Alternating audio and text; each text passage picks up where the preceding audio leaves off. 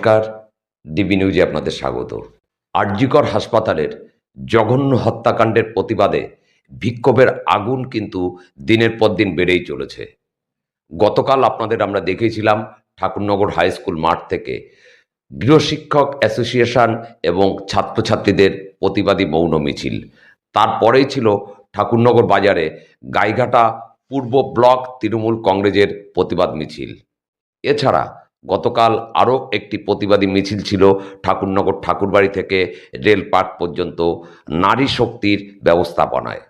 আজ সন্ধ্যে 6টায় ঠাকুরনগর বাজারেও রয়েছে বৃহত্তর ঠাকুরনগর সাহিত্য ও সংস্কৃতি প্রেমী ছাত্রছাত্রীদের সম্মিলিত প্রতিবাদী অবস্থান এবং মিছিল। তারাও চাইছেন তাদের এই প্রতিবাদী অবস্থানে সবাই যোগদান করুক। আপনাদের আমরা এখন দেখাবো নারী শক্তির প্রতিবাদী মিছিল।